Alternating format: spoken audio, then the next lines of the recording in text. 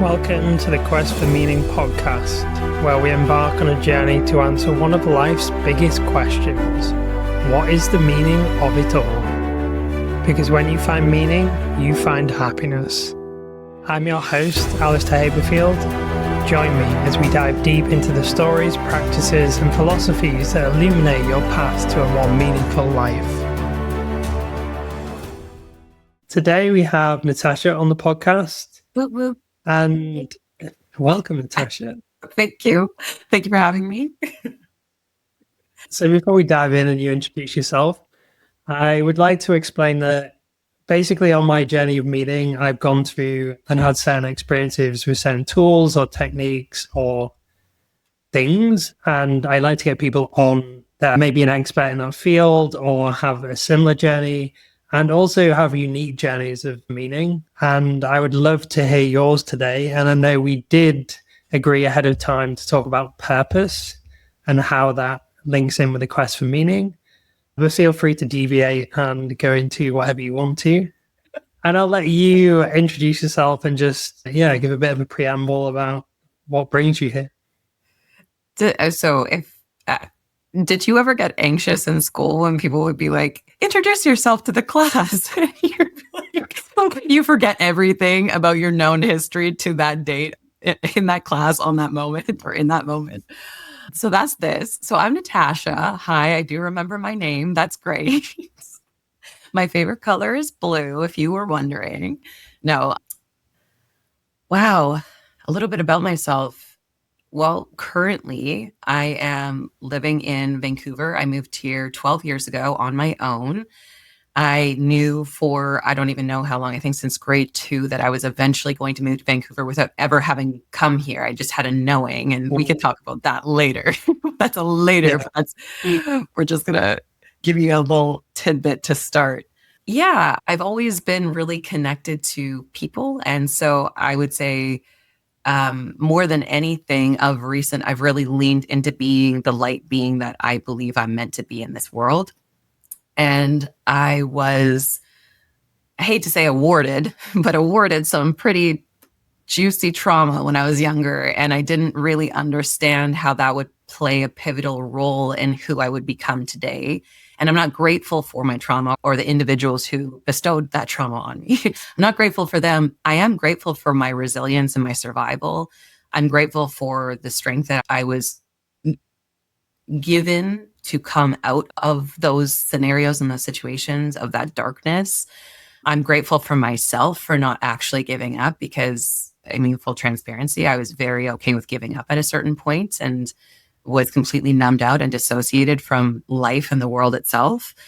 And I sit here today on this other end of the spectrum where I'm so joyous and excited. And as I said before we started recording, I have a little bit of lingering anxiety the past couple of days, but I am so full in my life and happy. And it's a bizarre spectrum to be able to sit and witness myself, from one end to the other. Yet I can do that. And now I can share that with other people. So that's what I've been really opening up to and allowing. Yeah. And I know when we met, you shared a bit about your past and some of the trauma you've been through. And it was really refreshing just to have that sort of conversation so openly and immediately feel like we could share those things. Yeah. And hear about the resilience you have and have been through those things and got through them. And it'd be great to hear around how those things have transformed you, maybe a few examples of those particular pivotal moments, and also how you've managed to stand the test of time going through them. Yeah. Funny enough, in reflection here now, I'm totally got through them. Totally fine. But when you're in them, you're I'm never getting through this. Just to be clear, there wasn't, when I was navigating these things, and I'll call it shedding, I was shedding and unlearning all of the things that I had learned to survive and held on to for so long. It's so uncomfortable. And I just want to really hone that in for anybody that might be listening, because I'm on the other end, right? So it's very easy for me to be if I can get through it, you can get through it. I want to make it clear it was really tough to get through. There was moments in time where I'm why am I doing this? Why am I doing this? Why does it matter? does it matter? Do I matter? You question yourself when you have these things come into play, and it's so intense. Sometimes it's like a pressure cooker. And yet at the same time, I had told myself whenever those moments came up, just to focus on one. So like ones are like my guiding light in life, and through life, and threes are also a connection point. But ones are, I would say, they're my beacon. I would tell myself whenever I'd go into that mode and that spiral and that pressure cooker, I'd be like, just do one more step, just one moment, just one thing. What's the next thing? What's the next thing you have to do? If it's quite literally just sit up, sit up. That's all you got to do. Okay, now what do you have to do? Stand up. Okay, stand up. And I would bring it into this micro space, because the macro of all of it, if you look at where you're at, I felt like I was below zero. And to see the top of the mountain, you're like, there's no way getting up that mountain from down here. I'm like below zero in mud and I feel trapped. But when you micro it in, it's like, well, what do I have to do just to maybe get on top of the mud? What do I need to do to just get out of the mud? What do I need to do to recover from getting out of the mud? Now, what do I got to do to get onto a path of some sort? Okay, now you don't look at the point of the mountain. It's really nice to reflect backwards, though, I will say that. So there's definitely points in time where I had to really work to look at how far I had come, and that was what would keep me going. But when I was at the bottom of it, it was like a micro space that I had to welcome into my life. And then once I was about, I would say probably midway through my journey, that's when reflection came in. And that was my fire. Like that was like I came from there. If I could come from there, I could do quite literally anything. Come at me. So yeah, that was the things that I used to support me in my journey. Now, with that being said, to get to below zero, I had a pretty intense traumatic experience when I was 16 years old. And I won't go into depth on the experience itself because I don't want to trigger anybody or have to put a trigger warning in and then have people skip forward. But just to be clear, it was a situation that I should not have had to handle as a 16-year-old person. And I was unfortunately let down by the adults that were part of that situation. And those were the people that were meant to be, in my mind, the protectors. They're meant to be the ones that know what to do. And they didn't. And when you become an adult, you start to really understand that that makes a lot of sense, especially if they've never been through it. I have a lot of compassion for them. I'm not mad at them. I'm not angry, but I do have so much sadness because I was in that moment in time that was so heavy for me. I was abandoned. And I know a lot of people can resonate with that feeling of being abandoned. It's like, oh, I got into a little bit of a pickle here. What do I do? And nobody knows. And in fact, on top of that, I was also from one of my parents, and I won't say who, they stopped talking to me because they just didn't know what to do. So they just shut me out. Mm. And so I felt like I had, I'm going to cry, just heads up. I felt like I had done something wrong and that I was, sorry. Don't be sorry. I'm not sorry. Okay, you're right. I felt as though there was something wrong with me and that I was at fault. And I took that in. And so the next time something big happened to me, I didn't tell anybody because I was like, oh, I'm at fault. This is my fault. I did something wrong. Nobody will understand. And I had shared it with a couple of people, not adults though, and they didn't know how to handle it either. And again, I have a lot of compassion for them because they were my age. So like, if I didn't know how to handle it, how would anybody know how to handle it? And it was typically humor or alcohol or, you got to just like get through it. You're going to be fine. Nothing's wrong with you. Like stop thinking bad things and just shut it out. It was a continuous shut down anytime I tried and bring it up of my emotions. And so I'd be like, okay, I'm not supposed to feel anything, but I feel everything and I don't know what to do with that. So I guess I'm just going to have to keep it in. And the more that I kept it in and the more things that would happen, I would feel overwhelmed with all of these things and I would have no way of moving through them or with them or navigating them, to the point where I actually ended up completely dissociating from my body, from my mind, from life, from the world, from people. And if you ask people in that time, I was totally easy to be around. You probably would have not known that I didn't want to be here. You wouldn't have guessed it. I wouldn't have shared with you that I didn't want to be here. Maybe in like a funny little way, throwing it out there as humor, but they wouldn't have been able to pick up on that because I wasn't letting them go in depth with me ever. I was just surface. And once I became numb and dissociated, that's when it was the scariest point of, I would say, my history entirely, because I had no hope and I was okay with it. That's how weird it is. It goes from like feeling hopeless and overwhelmed by that to feeling hopeless and nothing. And you're like, oh, okay, then I'm okay not doing anything. I'm okay with not being here. These people will be fine without me. They're doing just fine. Like, they don't know anything about me anyways. So like, why does it matter?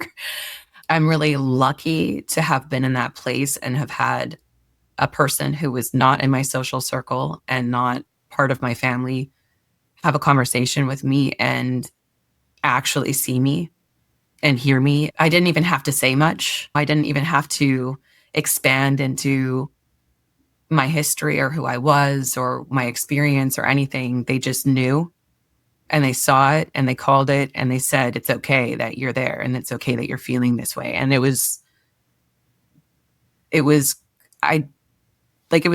crazy to even, in my brain, it's crazy because it's like, how did you see me? All of these people who are like in my life didn't see me, but like this person that doesn't know me sees me. Whoa. And to be seen just opened up a door of potential hope. And that tiny little bit of hope was enough for me to be like, okay, let's just see what I can do from here. And that person gave me some things that I could try and just see. And so try and just see. And it was like, oh, that doesn't feel so bad. I guess I could try a little bit more, with the idea in the back of my head as if I still want out, I can easily just be out. But just at the very least, try and know with great certainty, because at that point, before that interaction, I was with great certainty good. After that interaction, I was no longer with great certainty. And was, oh, I'm no longer as good with that. I don't want to leave a stone unturned. And so I just started turning stones. And again, it wasn't easy. It really wasn't. There were some moments that were so beautiful and life-giving, yet it was still hard. I'll just say that. It was still really hard to navigate and move through it. And therapy, shout out to therapy, has been the greatest gift I have ever given myself. Ever. Also, coaching and mentorships, those also have allowed me to see things that therapy didn't. So it's like using these people for their different vantage points that can shine a light on all these different pieces of me because they're seeing me from a different perspective.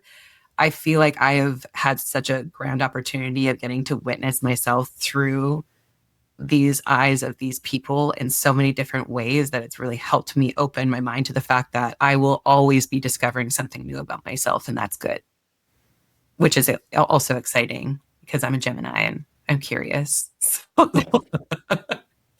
yeah, I hope I answered that question. There's a lot to unpack there. Yes. No, thank you. Thank you for sharing. That was amazing. The thing that came up for me was really, well, a few things. So a question I was going to ask was, would you describe that as like absolute rock bottom that you hit where it was below rock bottom? Yeah, I would say the traumatic experience was rock bottom, and then the torture I put myself in afterwards was below. I went way deeper than I even knew was possible. I thought the traumas would be the worst part, and it turns out me trapping myself and reliving the traumas was actually the worst part. I was to blame for that. And it was because I didn't have the tools to understand there was ways of getting help out there. They weren't shameful and embarrassing or going to make my family look bad or make me look bad or mean that there's something inherently wrong with me.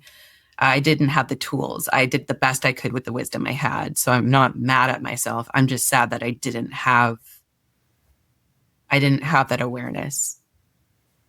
I and I don't think we're ever taught how to, or certainly in our generation, like growing up, we were never taught how to deal with things through school or anything like that. It was all almost non-practical things, like literally. Yeah, you get told about your emotions or how to manage them, or who to reach, even who to reach out to for help. They might give you a information leaflet or something like that.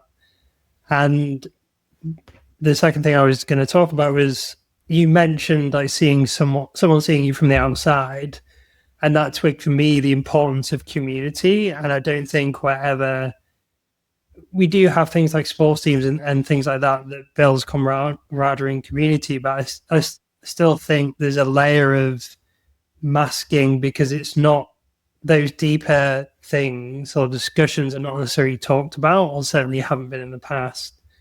And so when you have someone that you've just meet that I mean, even maybe like me and you, for example, where we haven't known each other, but then we can almost cut all the masking or the history of being a different person, and maybe not seeing the growth, but just seeing the person as they are that now, you can skip through that and really see someone for who they are in that moment. Yeah. And it's one of these things that I wish community was more of a prominent thing. And also, yeah, the support that counseling or coaching can bring Yeah. to anyone. It's not, and there certainly shouldn't be a stigma around it. We can all benefit from it. And yeah, I think you, like, even talking about the journey, seeing the things that helped you. I mean, yeah, it's great you managed to get them, or they came at the right time, or maybe not the right time, but as in they came. Yeah. Um, Yeah. No, I agree with you. I also feel like they're coming up now because of what we went through when we were younger and how isolated we were. I feel like a lot of people in our generation, or within at least 10 years of our generation, going through the emotional turbulence of life alone, I feel like most of us woke up at like 30 and we were like, why are we doing this alone? Like, what is happening? And we all were like, it would be great if we actually just had a group of people that were like-minded and wanted to spend time together. And then you find one thing and you're like, I really like books. Let's start a book club for it. Let's do a clothing swap, or these small things. And then now I feel more than ever people are waking up to, oh, we can actually have communities based around mental health. Oh, we can actually have communities based on purpose. Oh, we can actually have communities. It doesn't have to be a sport or something specific in that realm. It can be, for sure. It can also be just mental health focused or entrepreneurial or spiritual. There's lots of spiritual groups coming up too. So yeah, I feel like our generations really woke up to that. We're like, yeah, I don't want to do this anymore. How do you see those things evolving and changing and maybe bringing more good stuff to a journey that you've been on? Like, if you had that in the past, how do you think it'll change people's journey for the future? I didn't have, I'll be very real, the first 5 years of that, I did not have a solid community to go in. I was trying to find one. However, I had just started going to therapy and then I moved here. So I was kind of in this weird area of I was leaving a place that I was good with not being anymore. And there's a lot of people I didn't align with where I wanted to be or who I wanted to be. And I wanted to try to be alive, right? So for me, it was very critical who I let into my space and my energy. And then moving here, you've lived in Vancouver, right? So it's a little hard to meet people here sometimes. And it took me a bit of a window of time. But I did meet a few people who were critical to that. And even that small community of people, that small community, and it was revolutionary to me. I could just be myself. I could speak my truth. I could say way out there things. I could cry. I could be angry. I could be all of these things. And they would just be like, yeah, it's okay. I would sit there and I'm like, wait, you're not mad at me? I don't understand. Or you don't need me to just go take my space, or I'm not being crazy, or I'm not, oh, that's different. So I feel as though finding a group of people that can just honor you and the emotions that you're going to go through as a human is critical. It's not even just ambiance in your life, it's a critical part of life. A critical part. And I know a lot of people will listen and be like, it's so hard to find a community. It's so frustrating. I want this. I want this. And I promise you, there is a community out there for you. For me, as I evolve, I am entering into a few different communities of larger groups of people who are of the same mind. And to be in that type of energy, I've never felt so empowered to be delusional. I feel, and it's not actually delusional. If you look at, if I were to tell you my goals, you'd probably be like, yeah, you could do them. But to me, I'm like, I'm being delusional. These are way bigger goals. Maybe I should be biting off, but I'm going to go for them anyways, because that group of people is so in belief of you and the goal and love and being uplifting and bringing people together and harmony, and that you believe it too. It's like a drug almost. You're there and you're like, oh wow, I could take over the world. Okay, sure. You believe in me when I don't. I guess I'm just going to do it anyways. And then you build more and more confidence as you go, which is great. Yeah, there's the concept of homophily, which is basically you're the sum of your friends. Yeah.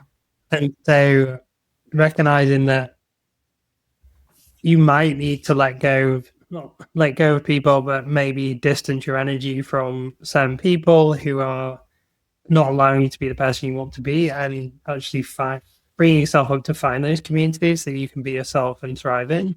Yeah. And on my journey, that has been something I've had to consciously do at multiple points, because you can't, it's really hard. You've got so much energy to hold. Did you find your communities pretty easily, or did you created communities? I feel like you were one of the ones that's like, I can't find one, so I'm just going to make one. Yeah, I mean, I've been in communities and teams my whole life, and then I questioned why. Like, I was in the social team when I didn't drink or work, and then I just realized there was a community builder, and I wanted to build my own community. So you that's did. what I went into. Because seeing someone in their authentic self and being them in a community is so empowering. For me, authentic self is when you're embodying a purpose in your full body. We talked a lot about your journey and the transformation you've been on, and then how you maybe started to be guided on the next level of your journey. Yeah. And find your authentic self. Yeah. I think we're getting into that now. Oh gosh, yeah, definitely. 100%.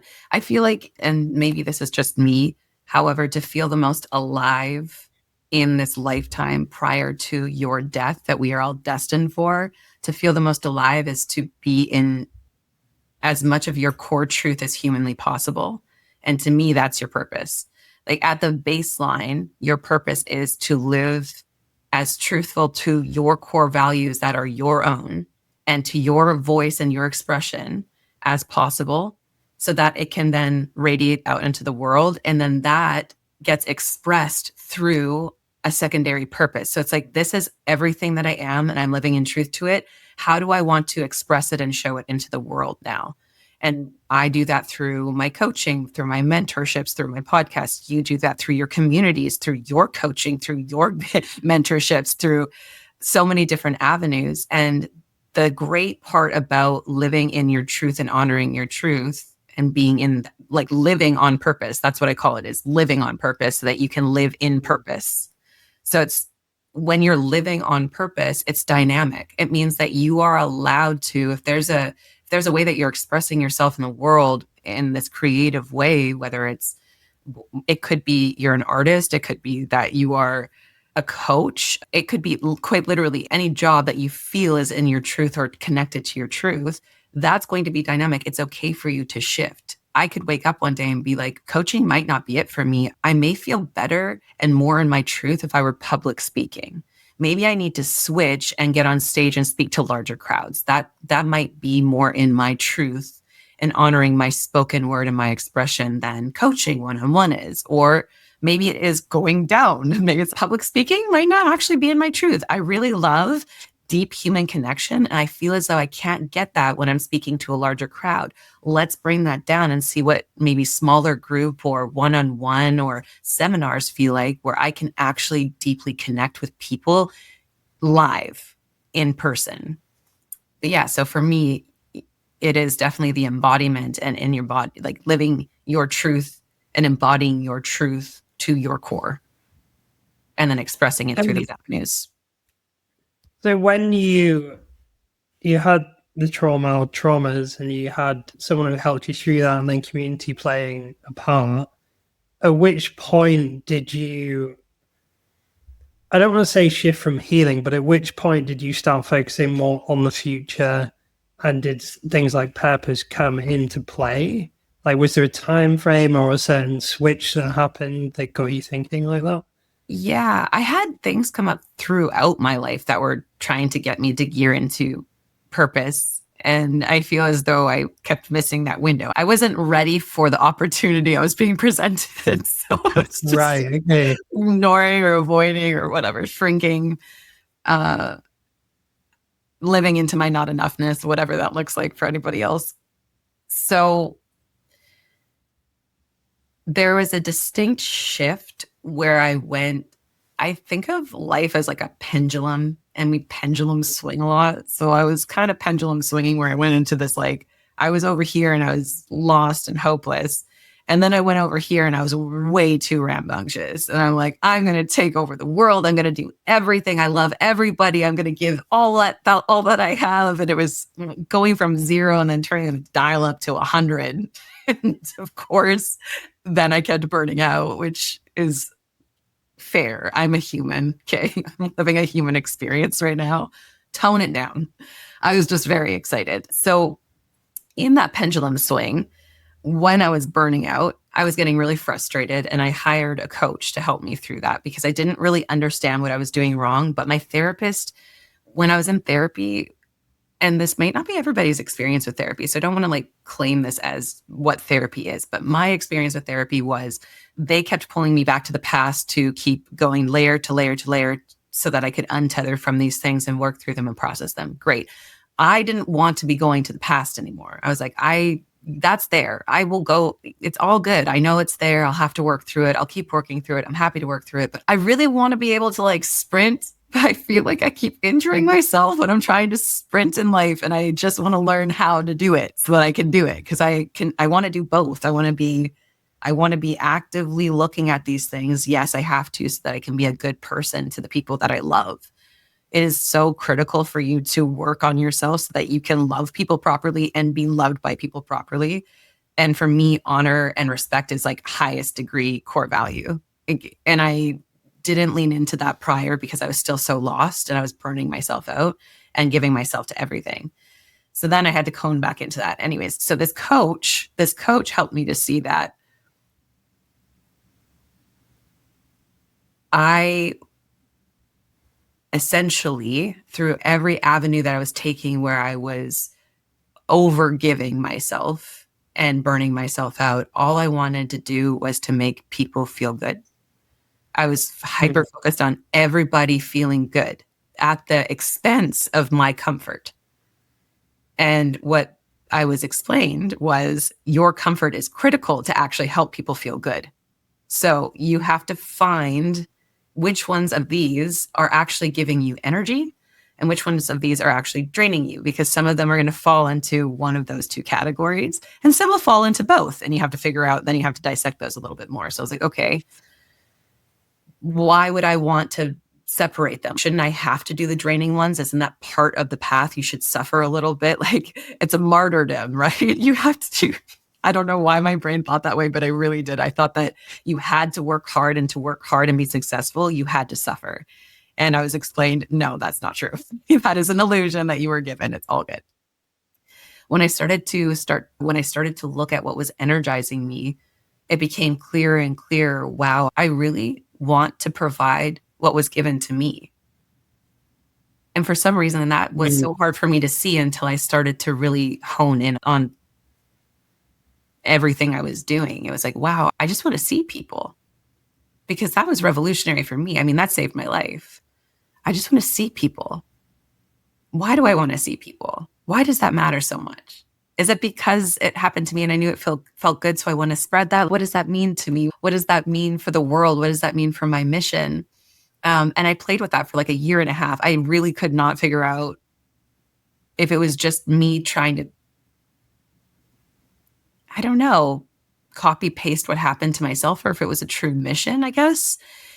And then I entered a spirituality community. And what was cool about the spirituality community was that everybody had a different belief system. Like, it wasn't Christian. It wasn't specific to anything. Everybody was their own. And it was just, you're welcome to be here because we all believe in something greater.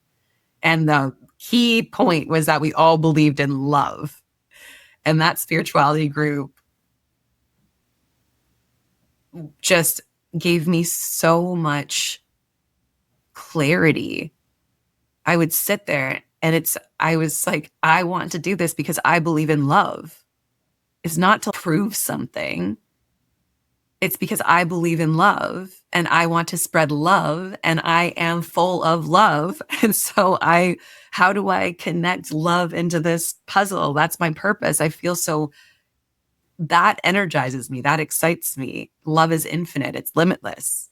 Me giving you love doesn't take love from somebody else. I can love equally, right? Like, it's limitless. So yeah, it was a bit of a messy path, to be honest with you. It was a bit chaotic, me trying to find what it meant. I was overanalyzing. I was stuck in my head so much. I was trying to find the root of it all. I was trying to be too structured and logical with everything for so long, because I found a lot of comfort in logic. I really did. It kept me safe. Really, and spirituality scared me a lot. And then when I started getting into it, I'm like, oh wow, it's actually a lot safer over here than it is in my head. Maybe I should lean in over there a bit more. I don't know if you experienced that. Have you ever experienced that? Yeah, I've definitely experienced the move away from the masculine structure and then the mind, and been so structured to body and then a heart. Yeah. And what related to the question I was going to ask, what came up for me was, what is love? And in our romanticism society, is like, love is just this. Well, most of the time, that's what it's looked at. It's like, oh, you and a partner or partners, and you share love, and it's like this lovey-dovey Valentine's Day kind of vibe, which I never resonated with, and it always used to annoy me. And when I think it's the Greeks, they have like different words, like 3 different words for love. I think it is like different types of love, and that's when I started to think, okay, well, and like explore what is love. So, what to you, when you say you found love and that love was anchoring? Yeah. What does the word love mean to you? It means unconditional truth. I really, to me, sorry. So in a big expansive way where I feel it's limitless and I can love everybody, I do genuinely believe that is possible. I believe that's unconditional truth, which means that when you abide by genuine love and that truth, you will always do the right thing, even if it's the hard thing to do, even if it feels like torture in some way, shape, or form. And I reflect this back to, I believe love encompasses grace, compassion, curiosity, kindness, clarity, care. Like, those words, when I think of love, honor is in there. There's so many things. It's like a rainbow of different values to me. However, they play a critical role in the substance and gumption of what love truly is at its core to me. So when you say you found that in the community, is there any particular aspects that you just talked about that really stood out? Honor was the big one for me. I use the word a lot because it connects so deeply with who I discovered I am. I knew, I believe I knew, I know I knew. I know I knew prior to that group. I was scared to be in that type of truth in fear of it being taken from me again. So I previously was wanting to be in that. I wanted to be me. I wanted to be fully me and immersed in what that would be in my life, which means that I love things. I get excited about things. I enjoy joy. I really do. It's my favorite thing. When you tell me you want to go for an adventure, if we're walking to Sevi, that is an adventure to me. I'm stoked. Like, let's go. But I was really scared to lean into what that was. So I knew what that was prior. However, I didn't see it around me in my community previous to that. And when I would live in that, I was told to quiet down and shrink to be safe, shrink. You don't want to be too loud in the world. It's unsafe in the world. And then I was shown that it's unsafe in the world. So that's where I dissociated from it. With the spirituality group, it really allowed me to sit and recognize the fact that being in that truth was not unsafe. I was not at fault for anything that happened. And being in that truth was not the unsafe part. The unsafe part was there's other people not living in that truth that are out there. And I had to recognize that that's not my responsibility. My responsibility is staying connected to that truth, which is love. Love at the end of the day. If you are harming me, I love you enough to tell you. If you are continuing to harm me past that point, it's intentional. I will start to space out from you so that you can be the best person you can be. It's always with the intention of love. I'm not thinking I need to take space from you because you're a piece of S. I'm not mad at you. I love you enough in my truth to know that you are a better person than how you're acting towards me, and you might need that space. So I'm going to love you enough to now give you the space and the opportunity to be your greatest self.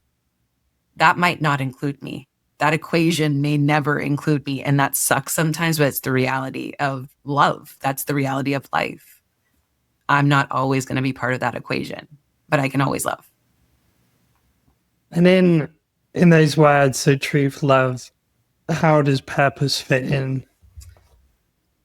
So all of those things I believe love is, those are my cores. As long as I'm living in those values that I listed out, I'm living in my purpose.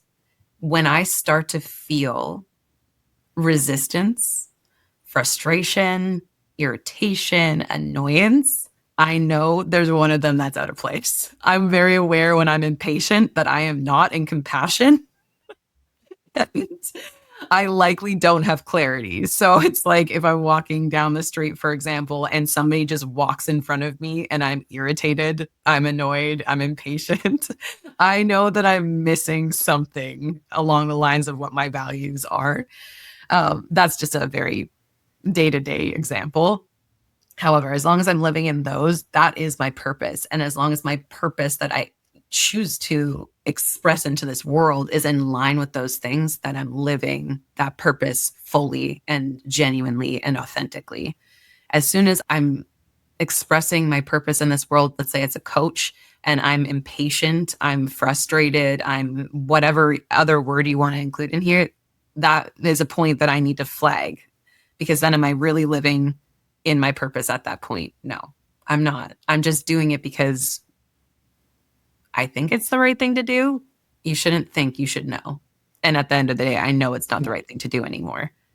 That's when I have to check myself. Do I need time to myself? Do I need space? Do I need to eat? Do I need to sleep? Or do I need to reevaluate my very dynamic expression in this world? I'm also a manifesting generator. I should say that. So it's very So the podcast and yeah, my company is Quest for Meaning. Yes. What's the difference between purpose and meaning in your view, I don't if there is?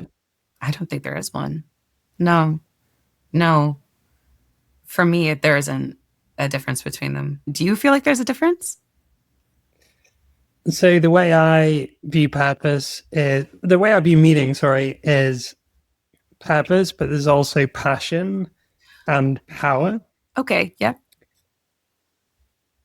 But aware that purpose and meaning are often used interchangeably, and you could argue that doing something passion is maybe not with purpose, but it's still an expression of your authentic self. Yeah. And also power is aimed at being your authentic self. So they're all related to authenticity. And also I say find meaning, find happiness. And so I think they're all linked in some way, and they're all a way of pursuing a quest or a journey through life in the happiest state, which I don't necessarily view as happy, joyous. Like you were saying earlier, yeah, you might be doing something aligned with purpose, but it can still be hard. You can still be authentic. It's still be hard. I mean, it's not all life's a breeze. No. But yeah, I do view it slightly differently. That's grown over time. Yeah. Which I think is beautiful because that it should have different meaning for everybody, right? It should. That's the point. Our purpose is so unique and special and delicate and beautiful and all of these things that if we had the exact same definition and exact same view and perspective, would we be able to greatly help the world together? Probably not, but because both of us have these vantage points that we can offer together, we can amplify that out and give this wider range of offering, which is so cool to me. I love it. I love it so much. Yeah, I love people. yeah, and the thing is that everyone is unique, and we're all here for a specific reason. And the more we tap into that, the greater the world will be. There'll be more love. There'll be more honor. There'll be more purpose. There'll be more happiness, authenticity. It's just all gonna, yeah. Yeah. And hopefully we'll get there. Or in our lifetime, we'll see a big shift. Yeah. I know we will. We will. It's coming. I will. I'm going to give you a rapid fire round. Okay. Does rapid fire It's mean not that hard. a short answer, or it's okay? Go. Okay, sorry. What's a book, research, or person, like something that's inspired you the most on your journey? Like if you just one thing, One thing that's inspired me, or one person? or either Oh my the god! biggest. You're. This is a rapid fire question. Are you kidding me? Yeah, whatever. Maybe it's just the latest thing. Just share something. My grandma. Wow, My grandma. Yeah, she's my angel. I If feel I that. can continue to be anything like her, if I can die anything like her, I will have died the best life ever. She's the greatest person on this planet. Easy. Yeah. It's I don't know why. interesting that you. Interesting that you said that because my grandma played a big part in my life, and yeah, especially when she passed, actually more than I would have imagined. So I believe you. yeah, interesting. I didn't know that about you. So There we go. can you share a mantra quote or so something you live by, like a single sentence? Oh, yeah. A person can fail many times, but they aren't a failure until they begin to blame somebody else. Wow. I really believe. Well, Yeah. Yeah. I have a quote. I actually have it tattooed on me. no. Do you want to share? My tattoo, probably not. Okay. I'm not gonna tell me too much side boob. It's not like next time we're at the beach, I'll show it. What's one thing that you've done on your purpose journey or your quest for meaning that you think everyone should try at least once? I mean, join a community. We've talked about that though, so I'm trying to think of.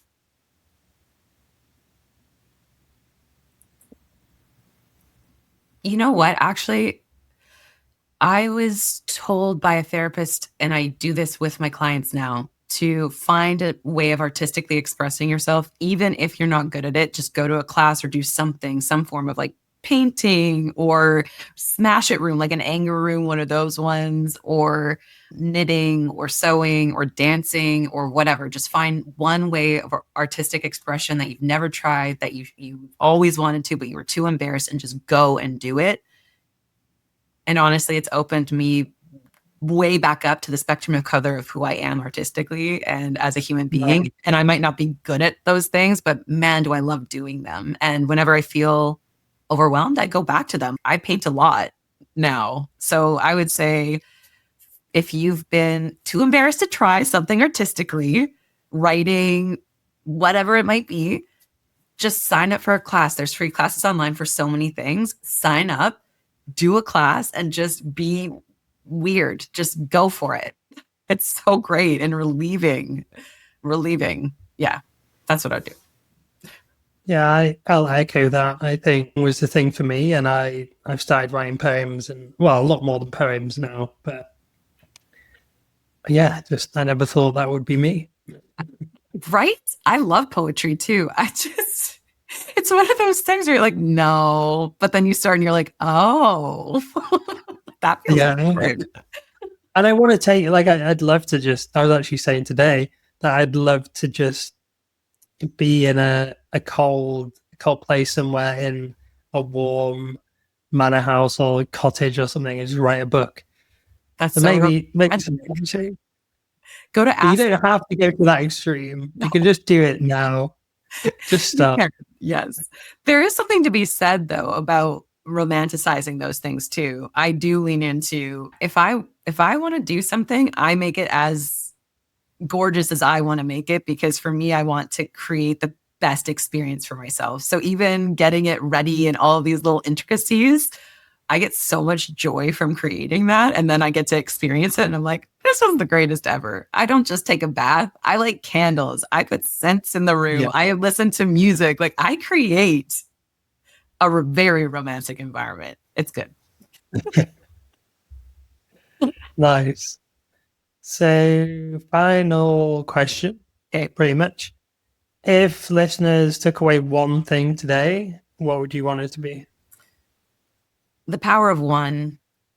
That was so huge. Literally, that's what I was going to say. If I took one thing away, it was that. Here we go. We're on the same wavelength. I'm not surprised by that either. We typically are. But yeah, one person matters. One moment matters. One micro step matters. They all matter. One, the power of one. Just come back to one anytime you can. Anytime you're getting lost in the sauce or overwhelmed, just one. That's it. Just one. Yeah. Amazing. Yeah. Groovy. Thanks so much for having you on today. It's been a pleasure. I know we can chat for hours longer, but yeah. Yes. Thank you for having me. Maybe you'll be able to get soon. Let's do it. If people want to check you out some more and follow your work, where would you send them to connect with you?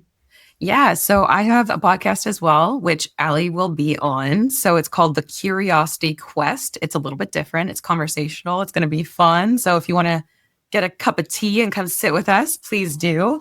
And then I do have both TikTok and Instagram. My TikTok is Heal and Grow Coaching, all one word. And my Instagram is Natascha Schul, which is my name. So that one might be hard to spell, but NATASCHASCHUL, because I'm German. Let's make it complicated. Yeah, I'll also add all your details in the show notes as well, so people can get them that way.